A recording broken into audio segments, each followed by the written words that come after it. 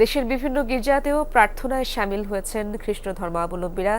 আমাদের সহকর্মীরা রয়েছেন বিভিন্ন স্থানে। আমরা তাদের কাছ থেকে আজকের বড়দিনের উৎসবে নানা আয়োজনের খবরাখবর জানবো। প্রথমে যেতে চাই রাজধানীর তেজগাঁও হলি রোজারি চার্চে। সেখানে রয়েছেন আমার সহকর্মী শওকত মঞ্জুর শান্ত। শান্ত, শুভ বড়দিনের শুভেচ্ছা। এবং এই মুহূর্তে বড়দিনের কি আনুষ্ঠানিকতা চলছে চার্চে আমাদেরকে জানাবেন, এবং সার্বিক নিরাপত্তা পরিস্থিতি কেমন দেখছেন আপনি? ইশরাত, নিরাপত্তার কথা বলতে চাই। গতকাল রাত থেকে কিন্তু প্রত্যেকটি চার্চে আমরা বেশ পুলিশ সদস্যদের অংশগ্রহণ দেখেছি এবং তারা কিন্তু এখনো মজুদ রয়েছেন। এবং এইখানে যেই চার্চ তাতে কিন্তু আনুষ্ঠানিক যেই উপাসনা ছিল 6:30টার, সেটি কিন্তু বেশ কিছুক্ষণ আগে সমাপ্ত হয়েছে। এবং পুণ্যার্থী যারা এখানে এসেছেন তারা কিন্তু তাদের উপাসনা শেষ করে নিজ নিজ বাড়িতে চলে গিয়েছেন। যে ঘরোয়া অনেক আয়োজন রয়েছে, পিঠাপুলির আয়োজন থাকবে, পরিবার পরিজন আসবে, আত্মীয় স্বজন থাকবে।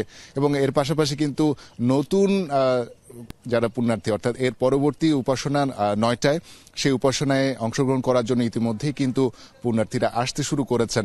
এবং তাদের সাথে কথা হচ্ছিল যে তারা আজকের দিনটি নানাভাবে উদযাপন করবেন। এবং শুধুমাত্র যে উপাসনা তা নয়, বন্ধু বান্ধবের সাথে আড্ডা এবং পরিবার পরিজনকে মিলিয়ে সারা দিন তাদের একটা চমৎকার সময় কাটবে। এর চেয়ে বড় আরেকটি বিষয় রয়েছে, সেটি হচ্ছে সেমেট্রিতে তারা কিন্তু এসে তাদের যেই পরিজন বিগত হয়েছেন, যাদেরকে হারিয়েছেন, তাদের কবরের পাশে এসে কিন্তু তারা শ্রদ্ধা নিবেদন করছেন, মোমবাতি প্রজ্বলন করছেন এবং প্রার্থনাও রত হচ্ছেন। একই সাথে তারা কিন্তু প্রার্থনা করছেন দেশবাসীর জন্য, যাতে সারা দেশের মানুষ শান্তিতে থাকতে পারে এবং রাজনৈতিক অস্থিরতা যাতে কেটে যায় এবং সব মিলিয়ে যাতে প্রশান্তি বিরাজ করে সবার মনে। শুধু খ্রিস্টান ধর্মাবলম্বীরাই নয়, অন্যান্য ধর্মের যারাই রয়েছেন সকলে মিলে যাতে আমাদের দেশটাকে আমরা ভালোবাসতে পারি এবং দেশের জন্য যাতে আমরা কাজ করতে পারি, এমন একটা প্রত্যাশা তারা করছিলেন। একই সাথে এখানে যে আনুষ্ঠানিক প্রার্থনা হয়েছে, সে প্রার্থনায় কিন্তু বিশ্ববাসীর জন্য প্রার্থনা করা হয়েছে। বিশেষ করে যীশু খ্রিস্টের যে জন্মস্থান, সেখানেও যুদ্ধ চলছে, সেই যুদ্ধ সংঘাত যাতে কেটে যায় এবং প্রতিটি মানুষ যাতে নিজ নিজ জীবনের প্রশান্তি ফিরে পান, সেই প্রত্যাশা কিন্তু তারা করেছেন এবং সেই প্রার্থনায় তারা রত হয়েছেন। আজকে সারাদিন ঢাকা শহর সহ সারা দেশের যতগুলো গির্জা রয়েছে সবখানে একই প্রার্থনা করা হচ্ছে এবং তারা প্রত্যাশা করছেন দিনটি চমৎকার কাটবে। ঈশা। শান্ত, ধন্যবাদ আপনাকে। দর্শক, আমরা এবার গাজীপুর যেতে চাই। আমার সহকর্মী সেন্ট নিকোলাস গির্জায় রয়েছেন আমার সহকর্মী ফয়সাল মাহমুদ, তিনি আমার সাথে যুক্ত রয়েছেন। ফয়সাল, শীতের কারণে তো বড়দিনের অনুষ্ঠানের সময়সূচিতে কিছুটা পরিবর্তন দেখতে পাচ্ছেন আপনি। এই মুহূর্তে সেখানে কি আয়োজন চলছে? সিলন চা আবারও রপ্তানিতে শীর্ষে।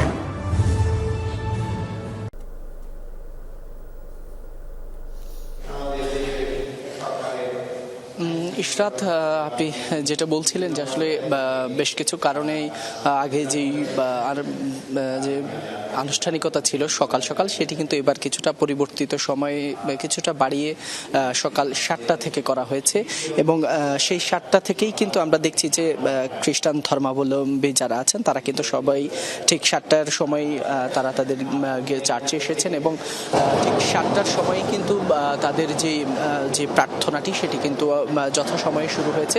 আপনারা দেখতে পাচ্ছেন যে এই মুহূর্তে আমরা যে নিকোলাস গির্জে আছি নাগরিক কালীগঞ্জের, সেটি কিন্তু একেবারে বলা যায় যে খ্রিস্টান ধর্মাবলম্বীদের পরিপূর্ণই বলা যায়। তারা সকলেই কিন্তু এসেছেন সকালের যে প্রার্থনাটি, অর্থাৎ সকাল 7টা বাজে যে প্রার্থনাটি শুরু হয়েছে, সেই প্রার্থনায় অংশ নেওয়ার জন্যই মূলত তারা এসেছেন। এই মুহূর্তে আপনারা দেখছেন তাদের যে ধর্মগুরু রয়েছেন তিনি কিন্তু খ্রিস্টজগ তথা তারা যে প্রার্থনা করছেন যীশু খ্রিস্টের জীবনী নিয়ে তারা কিন্তু আলোচনা করছেন। তাদের যীশু খ্রিস্টের জীবনী এবং তার জন্ম, তার বেড়ে ওঠা, সেই সব বিষয়গুলো নিয়ে তারা মূলত আলোচনা করছেন, যেটি শুরু হয়েছে। এর মাঝে মাঝে কিছুক্ষণ পর আমরা দেখছি যে তাদের সেই যীশু খ্রিস্টের গুণগান করে সঙ্গীত হচ্ছে, সেই সঙ্গীত চলেছে। এর মাঝে মাঝে আমরা দেখেছি যে কিছুক্ষণ আগে প্রসাদ বিতরণ করা হয়েছে, সেটি কিন্তু সবাই গ্রহণ করছে। করেছেন। তবে যে আনুষ্ঠানিকতা রয়েছে সেটি কিন্তু চলছে, আর কিছুক্ষণ পরেই মূলত সকাল 7টার যে আনুষ্ঠানিকতা সেটি শেষ হবে এবং 9টা থেকে আবার কিন্তু দ্বিতীয় পর্বের যে আনুষ্ঠানিকতা রয়েছে প্রার্থনা সেটি কিন্তু শুরু হবে ইশরাত। তবে শুধু যে মাত্র চার্চেই যে শুধু প্রার্থনা চলছে তেমনটি নয়, এর বাইরেও কিন্তু দিনব্যাপী তাদের নানা আনুষ্ঠানিকতা রয়েছে।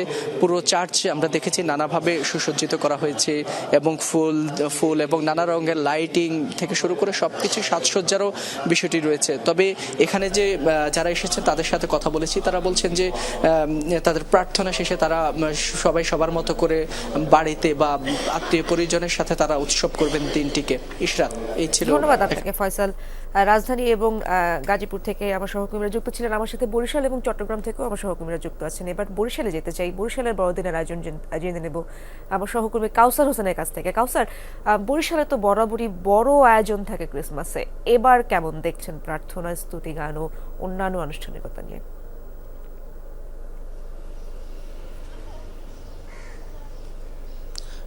আয়োজনে এবারও আসলে কমতি নেই, যদিও ভোরবেলা চার্চে যে প্রার্থনা হওয়ার কথা ছিল সেটি কিন্তু কিছুটা সময় পিছিয়ে নিয়ে সকাল 9টার দিকে শুরু হওয়ার কথা রয়েছে। এবং বরিশাল সিটি কর্পোরেশনের মধ্যে 6টি গির্জা রয়েছে এবং প্রতিটি গির্জায় কিন্তু সকাল থেকে যারা যীশু খ্রিস্টের অনুসারী রয়েছে তারা ধীরে ধীরে আসতে শুরু করেছেন এবং যখন প্রার্থনা শুরু হবে তখন গির্জাগুলো যীশু খ্রিস্টের অনুসারীদের অংশগ্রহণে ভরে যাবে। এবং এখানকার যারা বরিশালে যারা খ্রিস্টান ধর্মাবলম্বী রয়েছে প্রায় 5,000 অনুসারী রয়েছে এবং তারা বরিশাল নগরীর 14টি কলোনিতে বসবাস করেন। মূলত গতকাল রাত থেকেই বড়দিনের আনুষ্ঠানিকতা শুরু হয়ে গেছে। এখানে গির্জাগুলোতে গত রাতেই বিশেষ প্রার্থনা অনুষ্ঠিত হয়েছে এবং এই রাতের পরে সকাল থেকে এবং এই এখানে প্রার্থনা হবে। এবং গত রাতে এখানে যারা রয়েছেন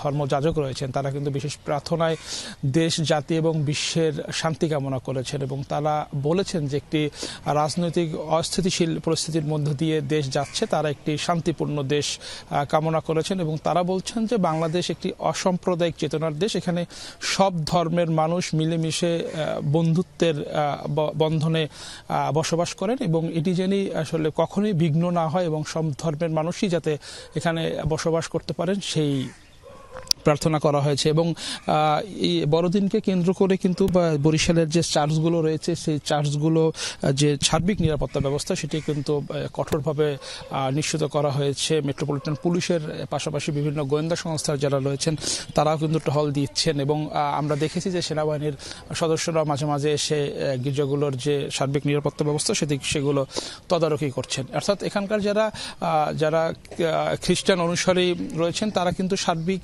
নিরাপত্তা ব্যবস্থা দেখে এসে তারা আসলে বলছেন যে যতটুকু নিরাপত্তা ব্যবস্থা প্রয়োজন সেটি তারা নিশ্চিত করেছেন এবং তারা আজকের দিনটি আসলে সকলেই আনন্দের মধ্য দিয়ে কাটাতে চান। ইশরাত, কাউসার, অনেক ধন্যবাদ আপনাকে। এবার চট্টগ্রামের খবরাখবর জেনে নেব শহীদুল সুমনের কাছ থেকে। সুমন, প্রথমেই জানাবেন কোন গির্জায় রয়েছেন আপনি এবং প্রার্থনার জন্য আসা খ্রিস্ট ধর্মাবলম্বীদের মাঝে কেমন উৎসাহ উদ্দীপনা দেখছেন, কি বলছেন তারা? ইশরাত, আমি পাথরঘাটা গির্জায় রয়েছি, এটি নগরীর কোতোয়ালি মোড়ে। কোতোয়ালিতে সব মিলিয়ে সকালের যে প্রার্থনা সেটি সকাল 8:30 নাগাদ শুরু হওয়ার কথা রয়েছে এবং সেই প্রার্থনায় অংশ নিতে খ্রিস্টীয় ধর্মাবলম্বী যারা রয়েছেন তারা সকাল থেকেই যে গির্জায় আসতে শুরু করেছে। শুধু এই গির্জাটি নয়, নগরীর যতগুলো গির্জা রয়েছে সব গির্জায় কিন্তু আমরা দেখছি সকাল থেকে খ্রিস্ট ধর্মাবলম্বী যারা রয়েছেন তারা কিন্তু আসছেন এবং তাদের মতো করে বাহারি পোশাক তারা পরে এসেছেন। সেই সাথে এখন যেহেতু এটি তাদের পুরো বছর জুড়ে তারা অপেক্ষা করেন এই দিনটির জন্য, এই দিনটিকে ঘিরে তাদের যত আনন্দ সব আমরা সকাল থেকে আসলে দেখছি। যদিও বা গতকাল রাত থেকেই যেই বড়দিনের আনুষ্ঠানিকতা সেটি শুরু হয়েছে, রাতে ইংরেজিতে প্রার্থনা করা হয়েছে, সব মিলিয়ে সকাল থেকেও আমরা দেখছি যে গির্জাগুলোতে সাজ রব এবং যারা এসেছেন খ্রিস্টীয় ধর্মাবলম্বী তাদের মধ্যেও আসলে আমরা দেখছি বাড়তি একটি উৎসব। সেই উৎসব শেষ করেই কিন্তু আসলে সারাদিন তাদের যে উৎসব সেটি থাকবে এবং এখানে 8:30 যে প্রার্থনা হবে সেই প্রার্থনায় কিন্তু তারা একটি সুস্থ পৃথিবী এবং তারা তাদের নিজেদের এবং বাংলাদেশের প্রত্যেকের শান্তি তারা কামনা করবেন, রোগ মুক্তির কথা তারা বলছেন।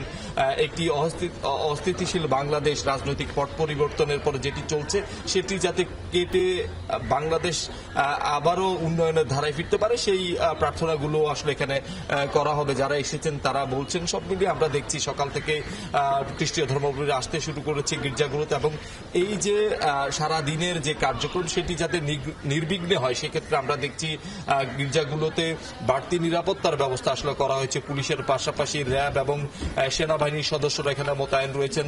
আমরা পুলিশের পক্ষ থেকে দেখছি যারা এই গির্জাগুলোতে প্রবেশ করছেন তারা তাদেরকে চেকিং করছেন, অর্থাৎ তাদের বহন করা যেসব ব্যাগ রয়েছে সেখানে কোনো ধরনের বিস্ফোরক দ্রব্য কিংবা অপ্রীতিকর কোনো ঘটনা ঘটানোর মতো কোনো দ্রব্য কিংবা বস্তু নিয়ে তারা প্রবেশ করছে কিনা সেই বিষয়গুলো তারা কিন্তু একেবারে নজরদারির মধ্যে রাখছে।